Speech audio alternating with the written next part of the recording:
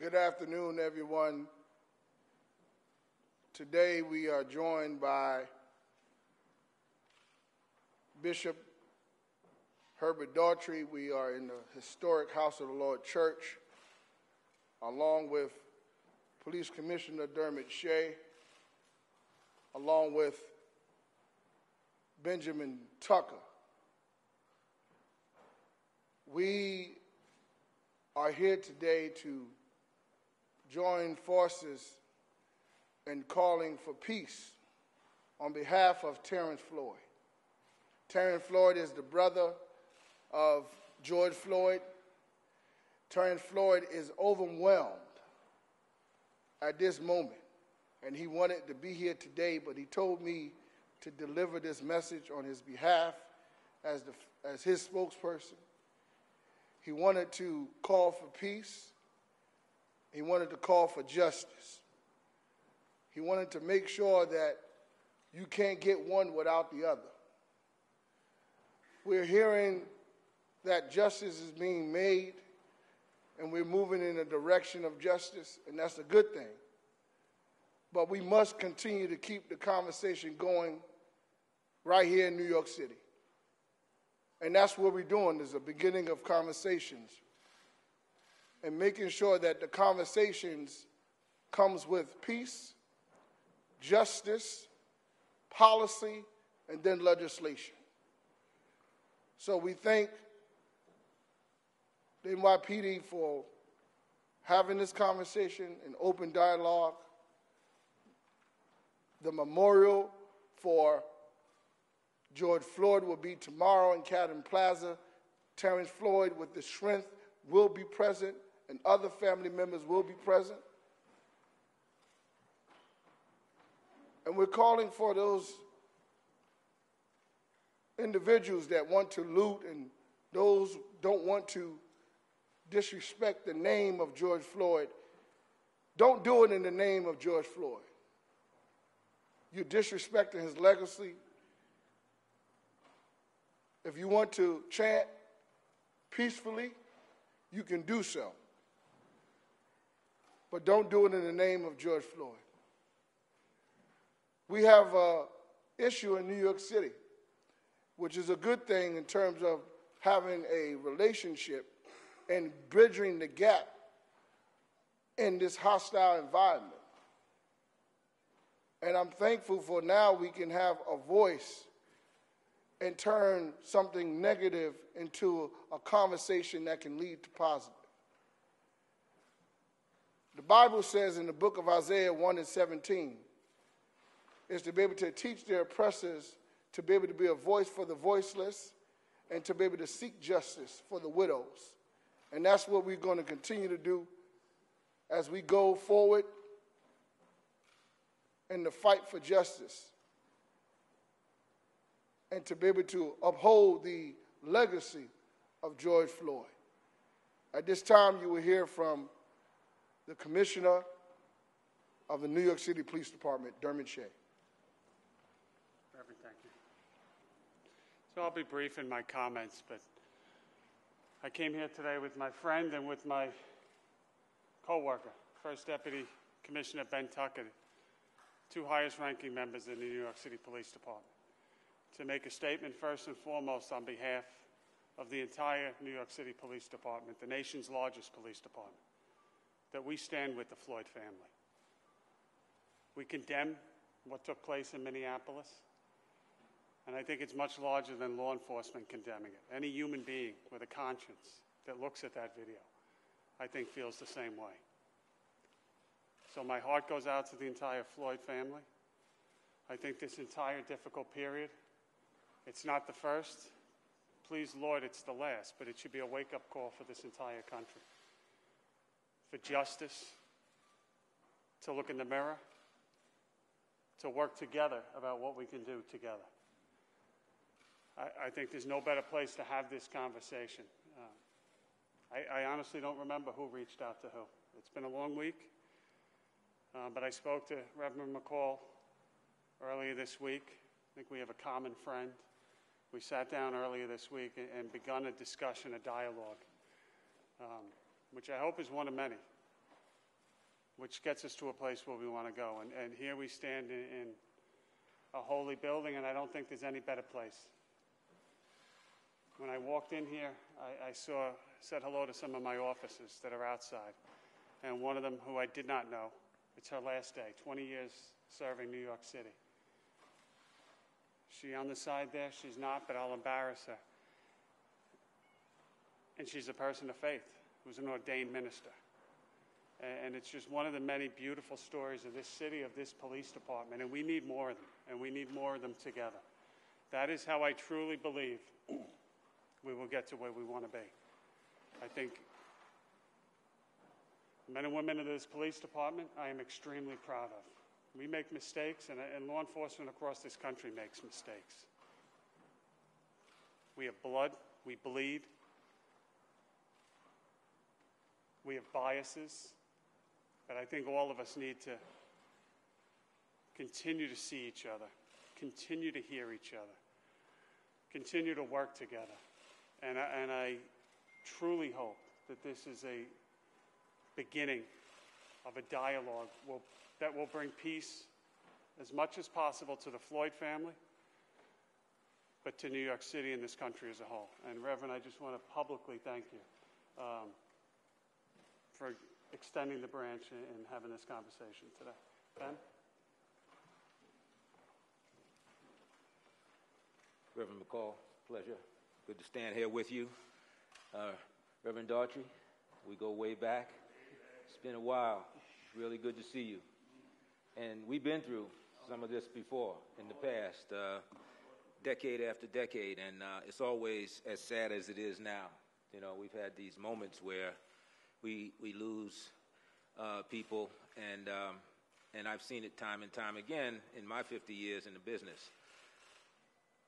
And it breaks your heart every single time. And I have to tell you, when I saw the video and I watched it for those many moments that you all did, we all saw, it was horrific.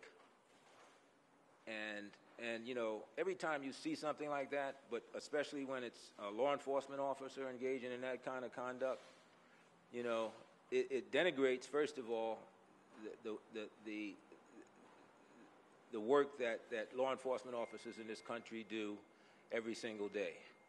They go out there, they keep their communities safe, they do it in the name of service, and they do it because it's important to recognize that the people that we serve all deserve to be treated with respect.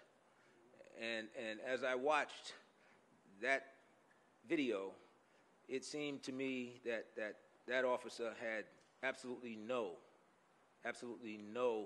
in fact, he had what seemed to be disdain for George Floyd. And it shouldn't happen.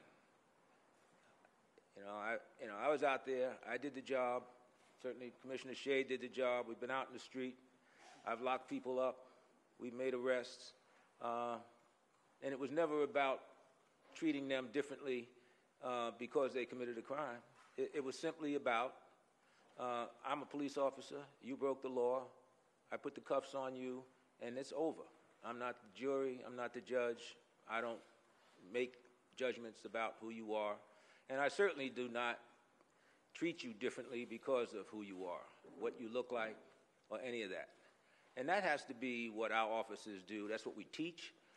We expect them to respect the job that they took when they raised their hand and took the oath. So for me, it's somewhat personal. I mean, I grew up here in Brooklyn, not that far from here, and I used to have run-ins with police when I was a teenager. But it wasn't, it was, and I didn't really like cops. But I can tell you that once I came on this job, and I won't go into how it all came about that I actually took the job, but I started at 18, and when I came on and I started to work with people in this department, yeah, and they weren't all angels, I can tell you that, to be honest, but many of them, most of them were. And I still see these folks today. My partner, Sal Balistreri, is 84 years old. And we walked the streets and we made arrests and we did it the right way. And that's what I try to pass on to all the young cops that I have the opportunity to speak with. So, again, on behalf of Terrence and the family, I just offer my sincere condolences on their loss. You will now hear from Bishop Herbert Daughtry, the pastor of this historic church of the House of the Lord Church.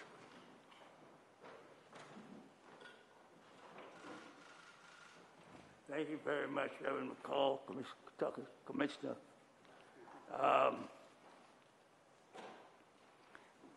It's almost like a nightmare. Would you believe it? June 14th, 1978, a man named Arthur Miller was strangled to death, chokehold. That's why I brought the paraphernalia out here.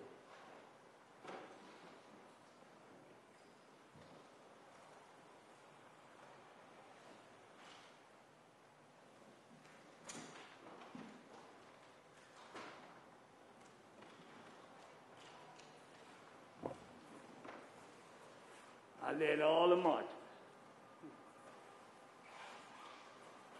Tied up subways, jumped on the subway tracks. I don't know how many times I went to jail, tied up traffic in the middle of the streets, brought the congressional hearing from Washington here, police brutality, went to the United Nations with the documentation, police brutality. I warned that New York was going up in smoke. It didn't happen.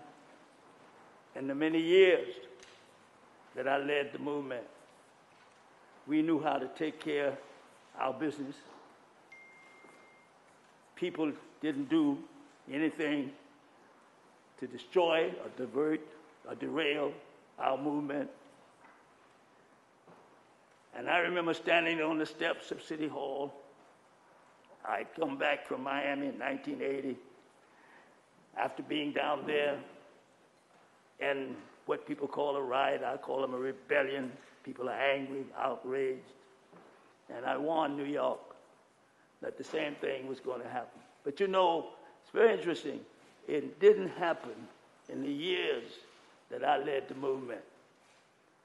Not a building was ever burned. No violence except the violence that was emanating from the police, which ran horses into our movement, who ran cars into our movement. I got the pictures downstairs. I wish it was an opportunity for you to survey all the film. This is just a few of them. So I'm here now, 89 years old, been in the movement 61 years. I'm old. The only reason I could get out of the house is that I had to promise my wife of 58 years that I was going to try to tighten up and fix up. Because, you know, after you've been married 58 years and 89 years old, you can't afford to get kicked out, you know. Your marketability. Your marketability has been seriously reduced. Diminished. So that's why I'm masked up, polished up. I wish I had something else on so I can get in the house when I get back. So I just connect. I'm here, I guess, to say that you've got to change. It is interesting, by the way, that downstairs we're giving out 60,000 masks. 20,000 have already been given out. We have 30,000 more contributed by the Black Church PAC, which my daughter, the Reverend Leah Daughtry, some of you might know she was the CEO of the 2008 Democratic Convention and made history by being the CEO of the 2016. So I got all of these voices and influencers telling me to stay home and stay away from all y'all, don't get close. Not even the commissioners. When the commissioners don't get close to, you know. So I'm here again, I guess, to plead, as I have done for all these many years with all concerned that this is a defining moment. They come once in a while, and you seize the moment. And this can be the moment that we make America what America ought to be. This can be the moment. I shudder. I think it was Thomas Jefferson who said, and then I'm finished, during the days of slavery. I shudder for my country when I remember that God is just. But we got a chance to change. I'd like to see it in my lifetime. We got a chance to use this occasion, use this event. And from what I've seen in the street, I've seen a lot of stuff in the street that I've seen before. But I'm not quite sure I've seen it on this wise in terms of the youthfulness and diversity of the people on the move and want to see change. So I'm glad you come here to this church. I believe it was a divine intervention, divine direction, that you should come here to this church, which has a long history of being at the cutting edges of the most important issues that affect the planet and the people. And so maybe the reason that you got here then, is that we can make a sanctified boast that, they came to the church where I had pastored for 61 years on the issues that trying to make this country a better country. And it was here that they called the press conference. Reverend McCall, who I've been knowing since he don't like to tell his age. I'll tell mine.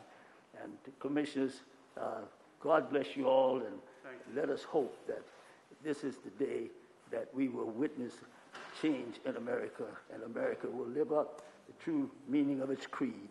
We hold these truths that I don't need to finish the quote. You know it too well. Thank you. Last statement, then we're going to go. We're calling all community leaders across this country, those in New York City that have issues with police conduct, because we have a conversation. This is the beginning of a conversation that we can be able to work together. And I think that's what it is on this time. When to use George Floyd as a symbol of peace and to be able to just be unified and come up with some policies and legislation and begin a dialogue on both ends. So as we continue to call for peace on the left, we need to have justice on the right. Thank you, and God bless you.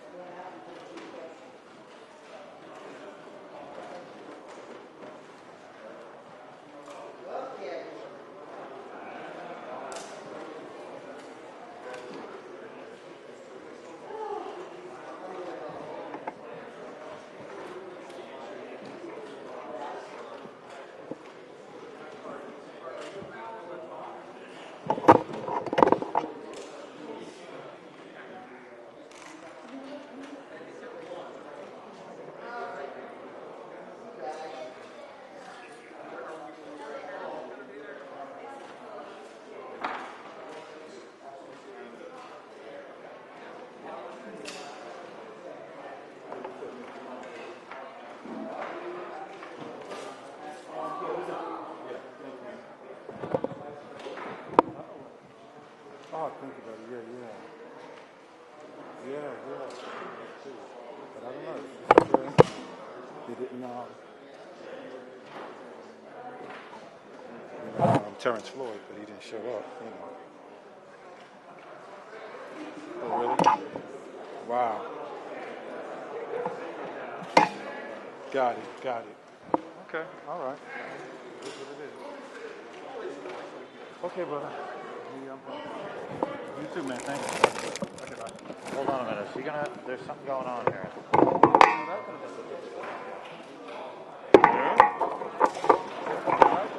don't know. Yeah.